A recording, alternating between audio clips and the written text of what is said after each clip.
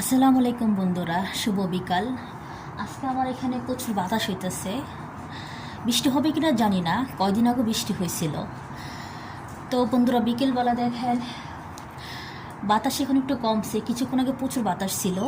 গাছের ডালগুলো দেখেন জোর বেঁকা হয়ে গেছে। আমার মাথার উপরে কী গাছ অবশ্যই আপনার গেস করে বলবেন, চিনতে পারেন কি না। আর বিকেলবেলাটা আমার খুব ভালো লাগতেছে। একটু একটু বাতাস হচ্ছে, আসলে প্রাকৃতিক দৃশ্য তো। এখনও ফাগুন মাস আসে নাই, তার আগে প্রচুর বাতাস। ফাগুনের এখনই আগুন জ্বালাই দিতেছে। তো যারা যারা সিঙ্গেল আছে হয়তো অনেকের মনে আগুন লেগে গেছে। আমার কিন্তু ভাই আবার আগুন টাগুন লাগে না, ঠিক আছে। তো দেখেন প্রচুর বাতাস উঠোনে, এখন একটু কমছে।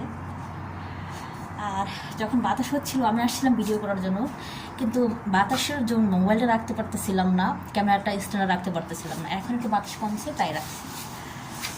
তো কার কার এরকম শীতের দিনে হালকা হালকা বাতাস হলে ভালো লাগে?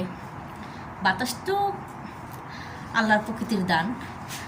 আমাদের দেশে দেখবেন কিছু মানুষ আছে, যখন মানুষের বাড়ির উঠোন দিয়ে বা রাস্তাতে পানি যায়, বৃষ্টির পানি, তখন মানুষের যেতে দেয় না। আচ্ছা, একটা কথা বলুন তো, কেউ কি বাতাসটা আটকাইতে পারে?